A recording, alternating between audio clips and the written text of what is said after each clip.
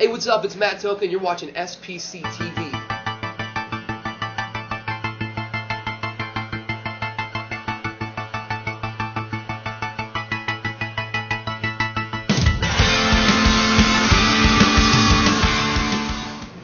Growing up in Youngstown, my family, I guess you could say, was slightly dysfunctional. And music was always my therapy, so I kind of get lost into it. But before I even started writing music, just listening to it was a huge escape for me. Being Youngstown, there's not much to do there. It's like an abandoned still town. Bruce Springsteen actually wrote a song about it, which is pretty badass. And Ed O'Neill, Al Bundy, went to my high school, which is pretty cool. But other than that, there's not much to do. So I would find myself getting lost in music. That was always my escape, my entertainment. And especially when, I was pretty fucking bummed out, it was a good distraction. Only makes you stronger and tortures you a little longer. Oh, to my family, 'cause without you I don't know who the hell I'd be. This is it. Oh, to my family, now I'm gonna hang myself from my family tree. I get passed out drunk and unconscious. Mom steals money from his wallet, but it's great that you're teaching us these life lessons, like how to know the pain and not get caught stealing, how to lie and cheat, how to cover up infidelity, divorce, foreclosure, and abandonment notes, how to put the fun in dysfunction. But what doesn't kill you only makes you stronger and tortures you a little longer. Oh, to my family, 'cause without you I don't know who the hell I'd be. This is Well, I moved out to Los Angeles, and I got dropped from my first record deal, major label, Universal. And I was pretty fucking depressed. Like, my mom and my grandfather went to prison, like, right after, and I was like, fuck, man, like, it was really exciting. It was, like, the most liberating feeling, just moving out to LA, it was really freeing. I'm moving cross country, driving across in my car. It was really exciting. Like, a week later, my whole world changed. And so I was really, really depressed, and I was trying to find myself as a person, find myself as an artist, and starting all over again, and going through a lot of emotional bullshit. And again, like, I found music as a comfort, and it was my therapy once again to kind of help get me through all the bullshit that was going on in my life. And through that process, I was writing a lot. A lot of it was really depressing because I was depressed.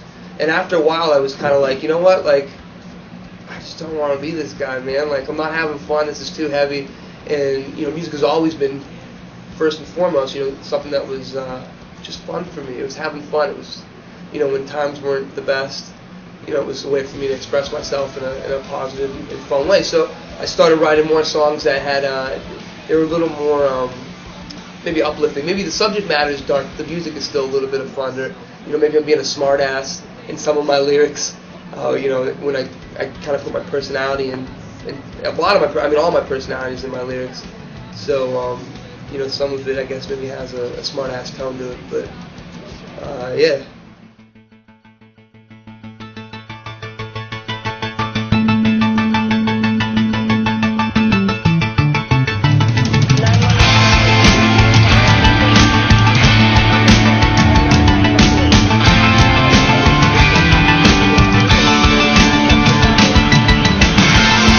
First time I didn't take it seriously because, I was just like a 19-year-old kid from Youngstown, Ohio, and I just thought, you get a record deal, people just hand you bags of money, and you're on cribs, and you're famous, and life's all good. I didn't realize, like, once you get a record deal, like, that's really when the hard work begins, like, more so than ever.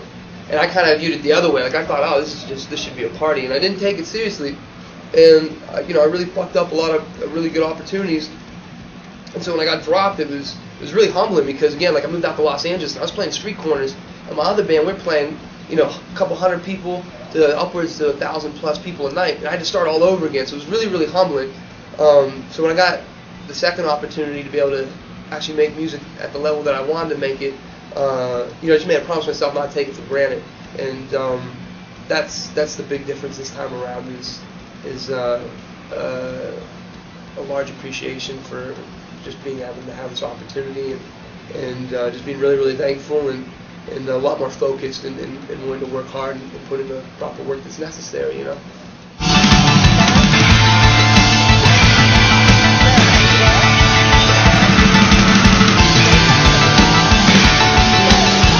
You know, my music was always really, really big in my house. Like, my grandma could sing you Paradise City. Has no clue who the hell Guns N' Roses is, just remembers me singing it as a little kid. And I didn't really comprehend what Guns N' Roses was at the time. It was just my mom was always playing it. So, you know, my mom was always into Pearl Jam, Nirvana. My dad was like a huge Floyd, Black Sabbath fan, Van Halen, Led Zeppelin, all this shit. Green Day was the first artist that I came across where it was like, oh, this feels like it's my artist, you know? My parents kind of hated it. They thought it was bullshit, which I thought it was even more awesome because of that. So it just felt like it was my artist. But I heard Bob Dylan through a friend in high school, and this was a little bit after I was playing guitar for a couple years, and I wanted to be just a guitar player. I was obsessed with like Jimi Hendrix and Jimmy Page and all that shit. And when I heard Bob Dylan, I was like, you know what, I want to be a songwriter. So that's what really changed it for me. Like, I love the simplicity of Green Day and the writing style, but I love the complex lyricism of Bob Dylan.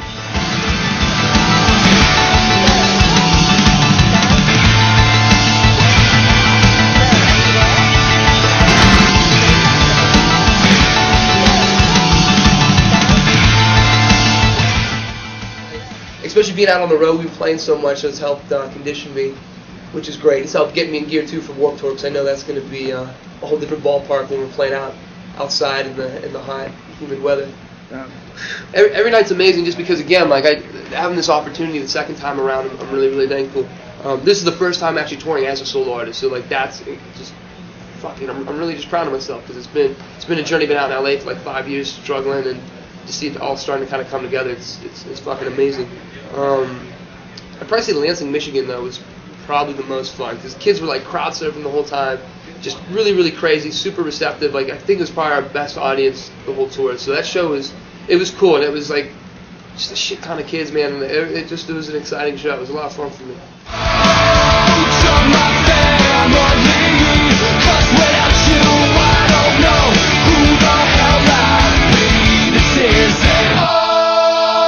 That was good. That was exciting, man. I mean, I've always wanted to play Bamboozle and Warped Tour. So like those were like career milestones for me to be able to. Yeah, it's exciting. It's amazing. More so when I found out the Foo Fighters were playing is when I fucking shit my pants, because I feel like David Grohl is God. I love David Grohl. I grew up just idolizing him. So I'm stoked just that I'm gonna get to see the Foo Fighters play.